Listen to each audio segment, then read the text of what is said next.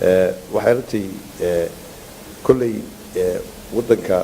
hawlo badan baa maaragtay inoo yaalo ay ka mid tahay nabadgelyadiisu aynu aada u sugno dalka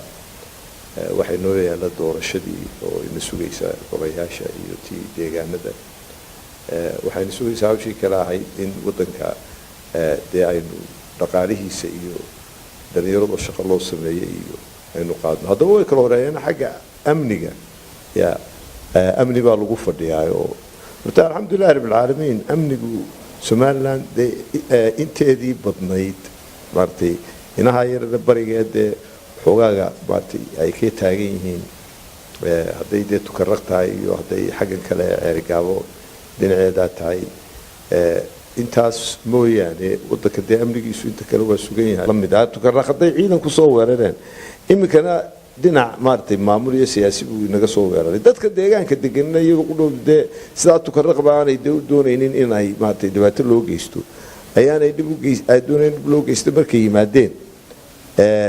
waxaad arkaysa oo dee waxaa lagu odhanaya dad baa waa la soo dhaweeyey ficlanna dee cid meesha kolleyba kusoo dhaweysay laga waayi maayo hase yeeshee daandaansiga siyaasiga ee ay samaysay maanta puntland ee ay kii tukaraq ku dartay waxay la tahay daandaansigaasi jawaab adag buu inooga baahanyay waa maxay jawaabtaasi waxa weeyaan waddanka xuduudo caalamiya baynu inagu ku doodaynaa waa inaynu muujinaa haddaynu somaliland nahay dunidana u muujinaa inaguna aada ugu daana dadkanina waar anagu xuduud caalamiyaanu ku doonaynaanu ku joognaa halkan anigoo nin odayahoo maaragtay raggii waddanka kan usoo halgamay waddanka kan dhiskiisii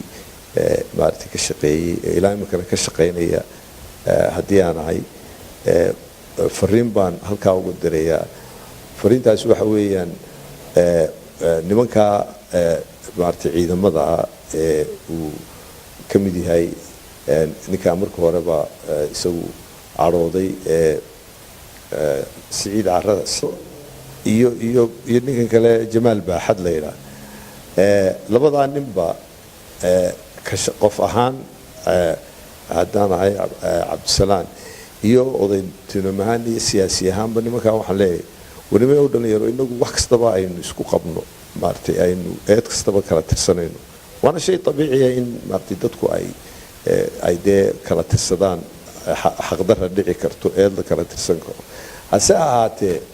golaha lala imanayo weligeedba bani aadamku dee waa isqabtaa waxna waa kala tirsadaa laakiin waa inuu golaha iyo maaragtay maxkamadda lala imanaya somaliland hadda